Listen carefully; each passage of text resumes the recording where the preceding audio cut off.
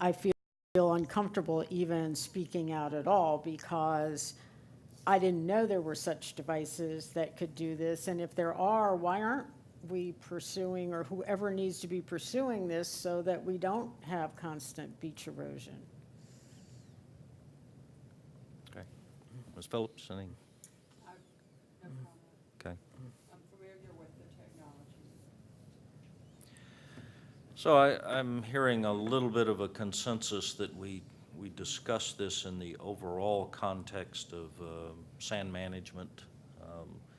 And at that point, perhaps I would be not remiss in saying that following as an outgrowth of that broader conversation, maybe we would at some point later want to invite Mr. LaBeouf or other vendors to come back and engage in some conversation sense. about their particular ideas or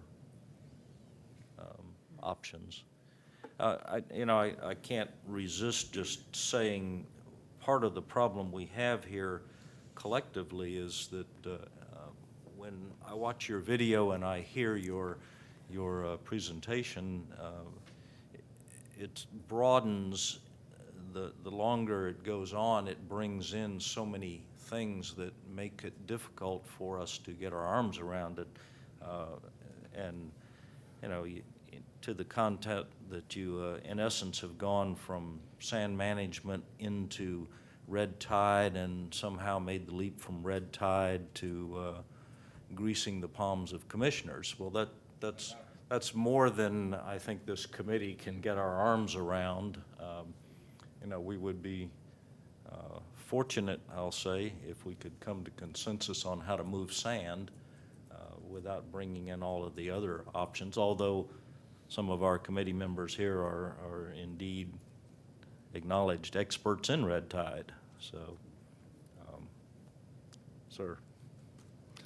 I would like to echo those sentiments as well, because I felt the same way when I heard some of the broader pitches, if you will, for the impacts of dredging on red tide, which I am not aware of any studies that linked the two objectively and quantitatively. The same thing for the killing of fish and other wildlife. I've spent many years at Mote Marine Laboratory with my colleague Jim Coulter, looking at the impacts of dredging on not just on the beaches, but in the borrow areas as well. And we do have information. We do have objective scientific data to support that. Yes, there's some short-term impacts to dredging in general, but and overall, many of the animal communities do recover, return, and are found at background levels within several years of the operation. So some of the claims of the presentation I would like to see tempered from our perspective to evaluate the sand management issues in and of themselves without the rest of the pitch, if you will. I think we would do a service to ourselves and to the commission if we were to limit it to the technical aspects of the projects. Thank you, sir. Absolutely. I apologize. We are engaging in conversation about your comments without giving you the opportunity for the dialogue, and that's not my intent. So please do.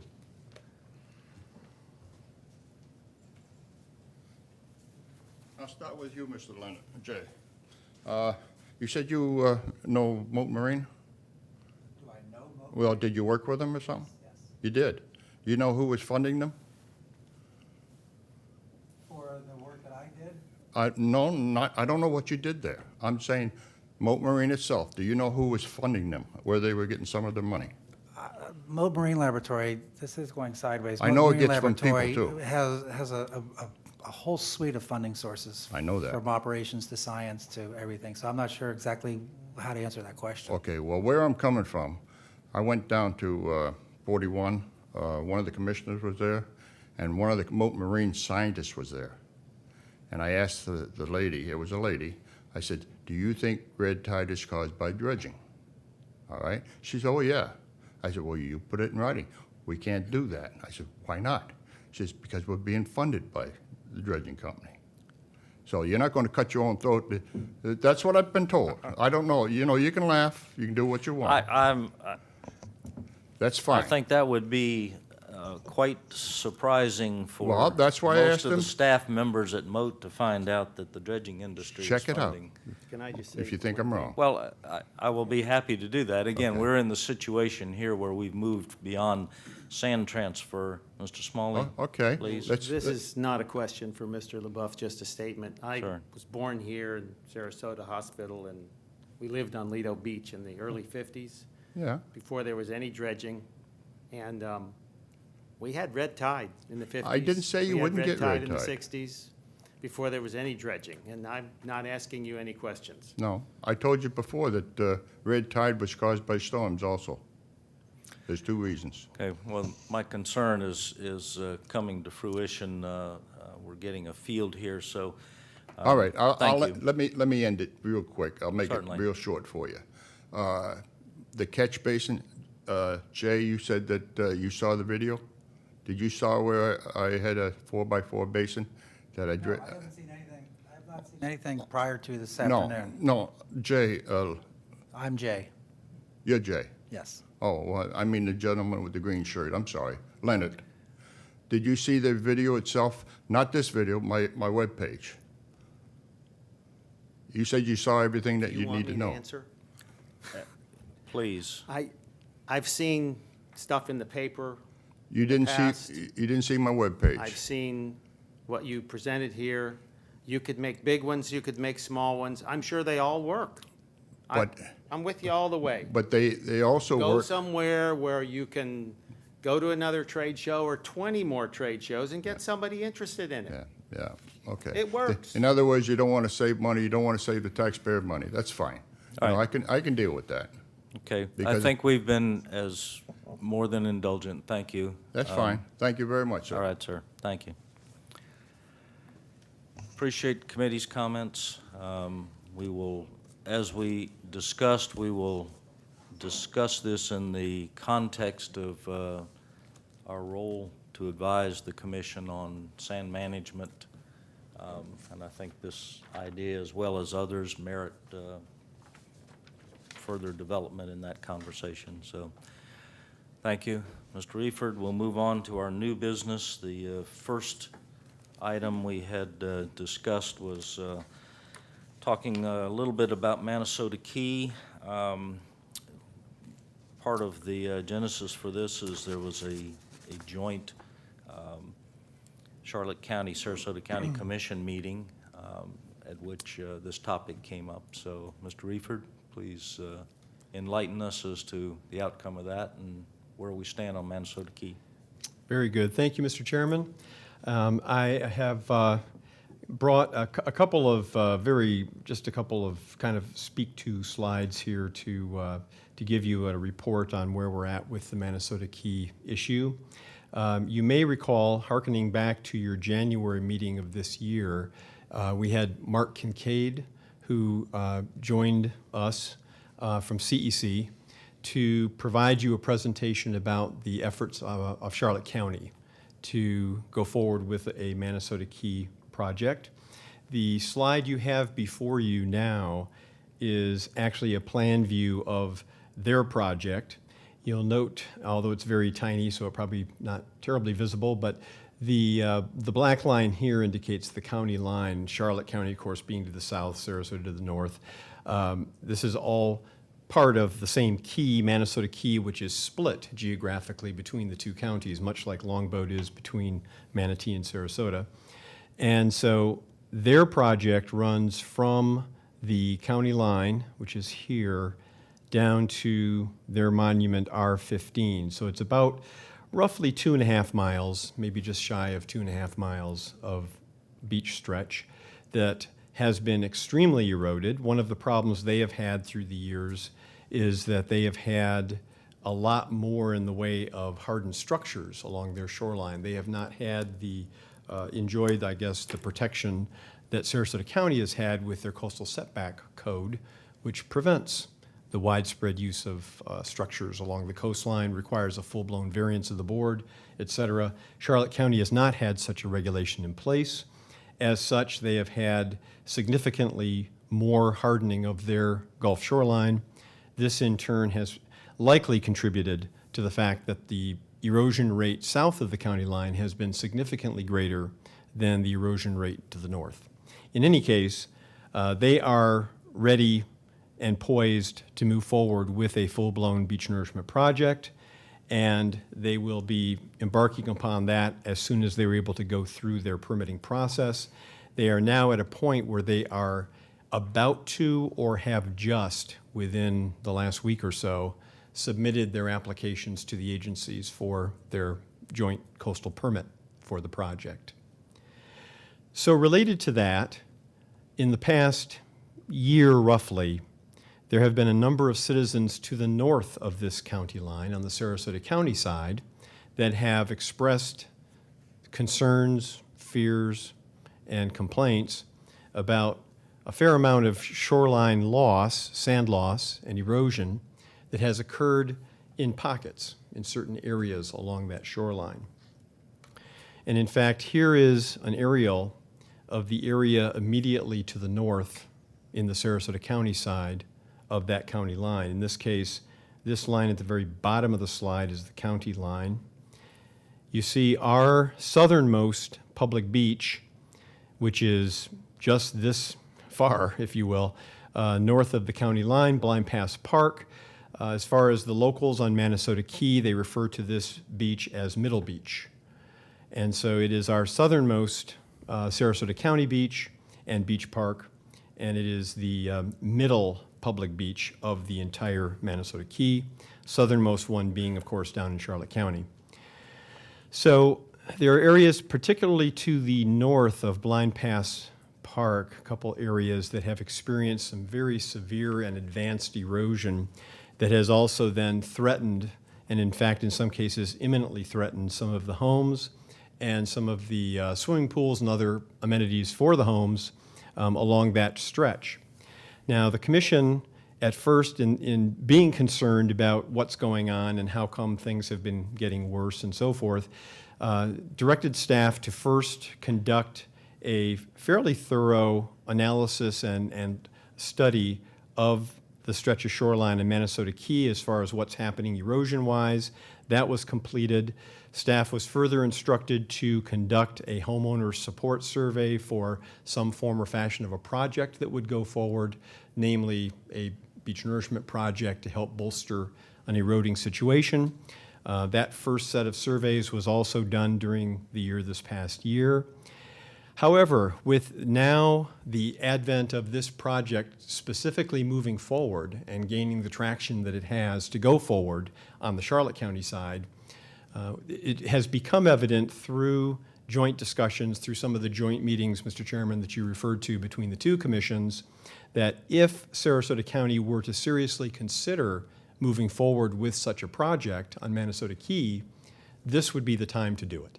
And the reason is that there would be certainly some benefits by joining forces, if you will, with Charlotte County to partner with them on this effort, because you would have a variety of clear benefits, one of which would be some economy of scale benefits in terms of being able to, especially for things like mobilization, if you could, and that has become, by the way, with this explosive increase in the cost of beach nourishment, the mobilization costs have just been, from my personal standpoint, close to obscene in terms of the costs that are involved.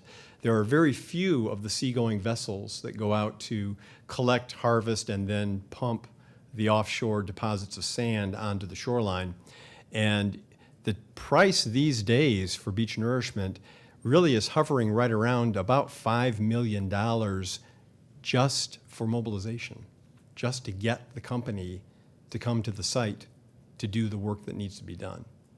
So there's an example of a benefit by having a shared effort, having one contractor that would take care of an entire region. You'd end up saving some funds there. You'd have other things very briefly, such as requests for state funding under the State Beach Grant Program. When you have a regional project, you gain extra points for that. When you extend the length of a project, you get extra points for that. So it would actually enable both counties to garner more readily and successfully the beach grant funds from the state to help undercut some of the costs. There's also the benefit of the longer a beach nourishment project is, the less of a direct impact the end losses have on the total. So you can argue that in essence, you're extending reasonably and likely the performance of the entire project in terms of longevity, because you've got such an extensive length that those end losses that are natural are not going to have the same impact as a shorter project would have. So you have those kinds of benefits of a joint project. And then in the case of Sarasota County, in this case, just in terms of sheer process streamlining, if we were to now at this late stage hook our wagons to the efforts that they're undertaking, it could be done in a manner that we could already join in on the work that they have begun in terms of their design and permitting, whereas we would be able to save some of the processing of the elaborate procurement and some of the design and engineering work, whereas we could actually just hook up with Charlotte County, do an amendment to their contract, and move forward from there. So a number of benefits. However, the elephant in the room, clearly, is the downside. And given all those benefits, given the fact that the cost structure would be probably as positive as it could be for a beach nourishment project, the obvious elephant in the room is that, however, if you go forward with this, it is in fact extremely costly to do beach nourishment, and getting ever more costly as time is passing.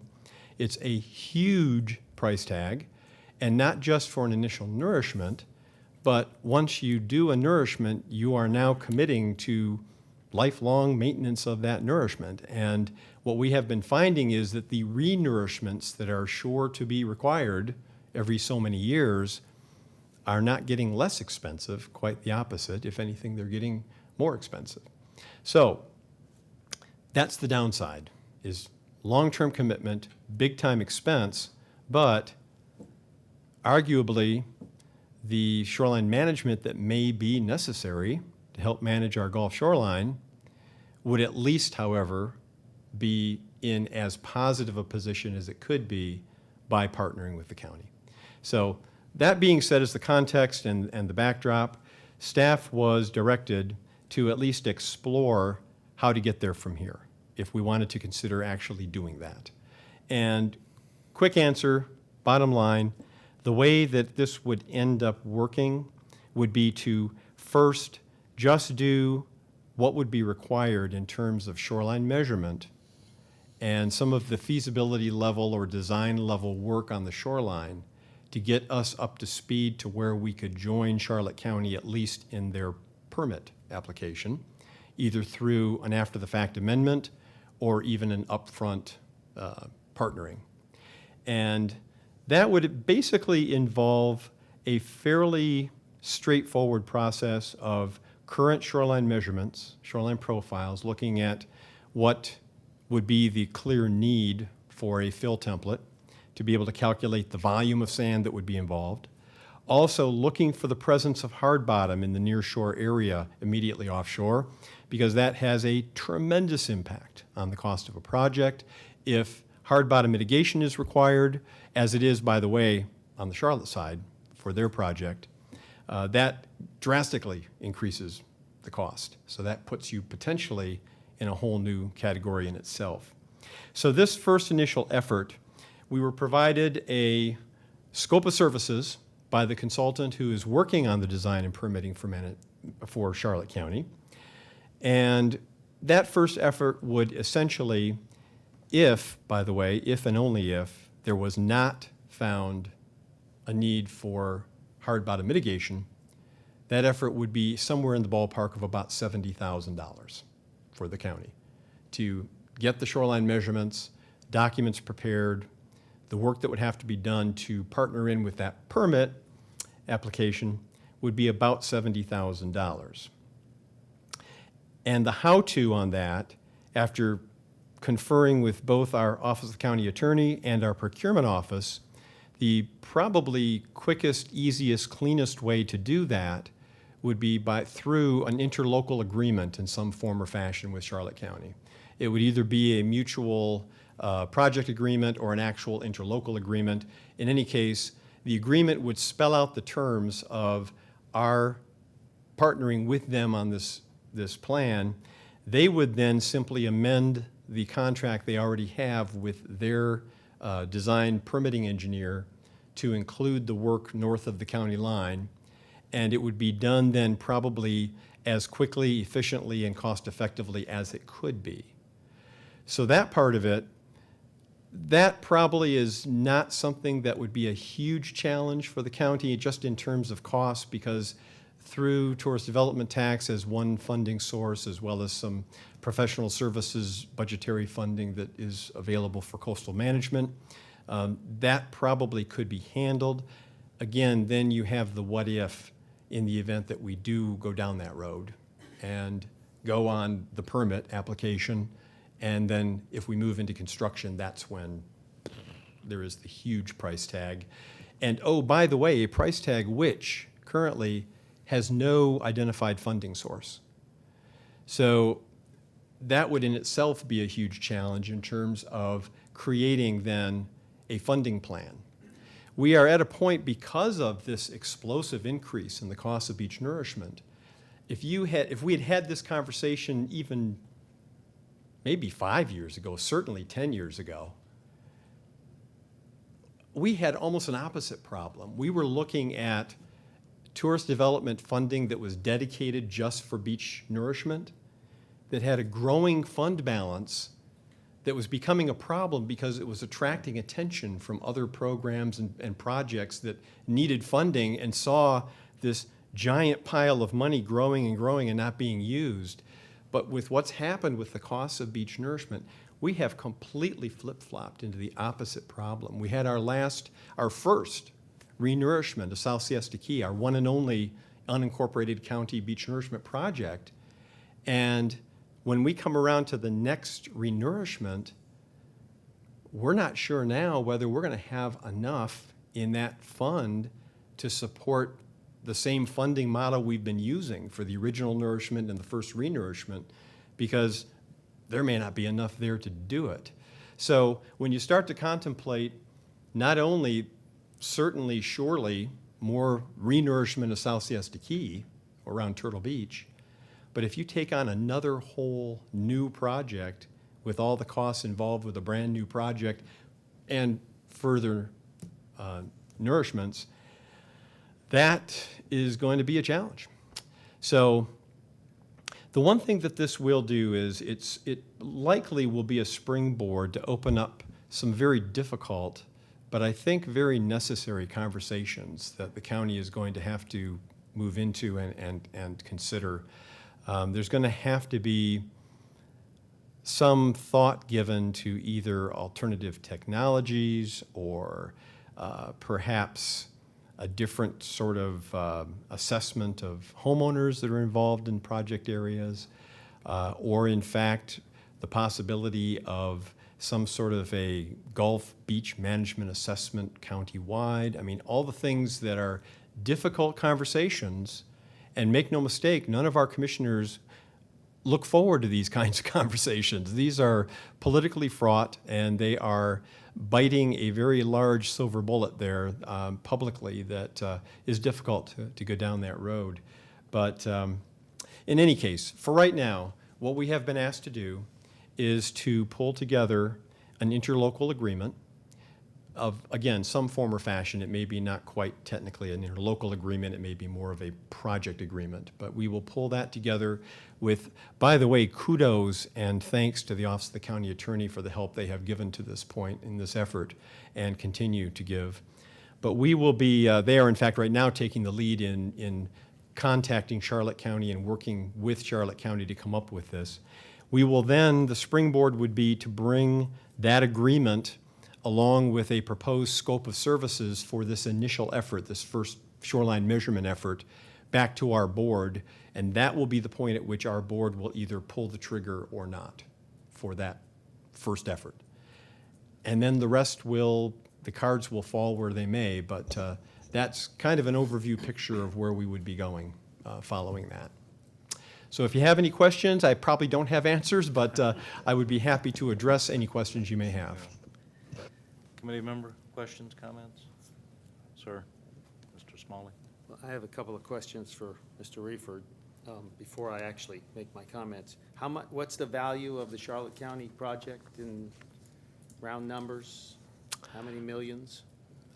Their cost is greater than we would anticipate for our side because of the fact that they have hard bottom mitigation. I think they're in the range of around 30 million, give or take. I couldn't tell you with great certainty, but I think it's in that area. So you know something about whether or not we have hard bottom on our side? We do not yet know. That will We be, don't know. that would be one of the biggest I- parts of this effort. Right, I heard you say that, Yes, but you just said that we know they have hard bottom. Yes. We don't know whether we do or not. that's correct. On the Sarasota County side, we do not know yet. So there's nobody that knows, has the faintest idea? Oh, no, I whether or not know. there's any hard bottom Dr. down Truitt there? knows. No, there is. Well, then, okay. All right. There You is bet. some. Does anybody would have the faintest idea of whether what's the length of our project? This length here that would be proposed, and this diagram basically shows, it would go, actually, if we were to do a project, it would run from the county line and go up to a point that would then cover all of those areas that have been the areas of greatest concern of pocket erosion. It ends up being around 7250 Minnesota Key Road, for anybody who's familiar, but it's about 2.6 miles. Just saw it now while you were. Yeah, So it's the 2.6 legend miles. shows that's So 2.6. does anybody have any idea in that 2.6 miles? What is it, 20% hard bottom? Is it 50% hard bottom? Is it 10% hard bottom? Does anybody have the faintest idea? I believe Dr. Truitt has got a No, number no, there. I don't have, I can't answer that question, but you're asking, I think you're asking the wrong question. I mean, we did a feasibility studies, and to your point about the interlocal agreement, as you well know, in the original feasibility study, there was an interlocal agreement already.